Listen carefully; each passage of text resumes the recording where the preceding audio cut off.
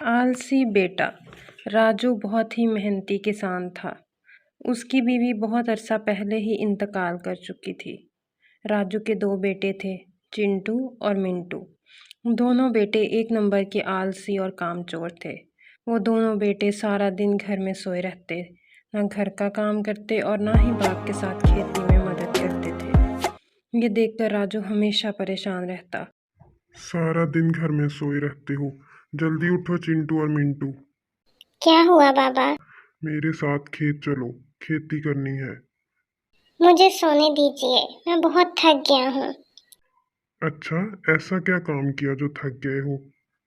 सुबह से बैठ बैठ कर थक गया हूँ। मिंटू, तू चल, मैं अकेले खेत नहीं जोत सकता हूँ। बाबा, आपको पता है ना, धूप में जाने से मेरा सर दुखता है। मैं नहीं आ सकता हूँ।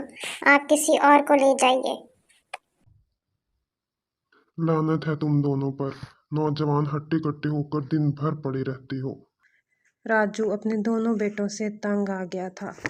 वो अकेले ही धूप में खेती करने चला गया। धूप तेज होती जा रही थी। राजू के सिर से पसीने की बूंदें टपक रही थीं। वो फिर भी खेत में काम करता रहा।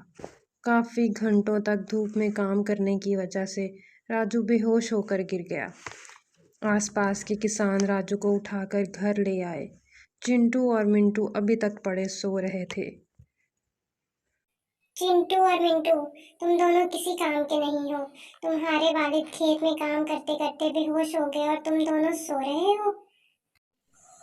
अरे भैया उठो, देखो बाबा बेहोश हो गए हैं। चाचा, आप बाबा को यहीं सुला दें। तुम वक्त तुम जैसे बेटे होने से अच्छा है कि ना ही हो। गांव वालों ने रोशन को बिस्तर पर सुला दिया और उनके दोनों बेटों को कोसते हुए चले गए। कुछ देर बाद राजू को होश आता है तो वो देखता है कि उसके दोनों बेटों जमीन पर पड़े सो रहे थे, जैसे कि उनको अपने वालिद की कोई फिक्र ही ना हो। ऐसे बेटे दिए हैं खुदाया तुमने।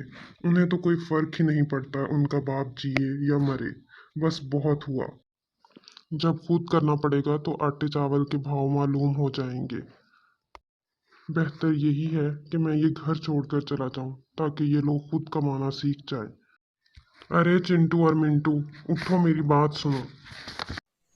बाबा, आप होश में आ गए? उठिए बिस्तर से। जमीन पर सोए सोए मेरी तो कमर ही अकड़ गई है। हाँ बाबा, आप जमीन पर सो जाएं। आपको वैसे भी जमीन पर सोने की आदत तो है। मेरी बात सुनो। मैं अब तुम्हारे साथ नहीं रहूंगा। जा रहा हूँ अपने दोस्त के पास। वहीं रहूंगा। आपके साथ हम दोनों भी जा रहे हैं ना?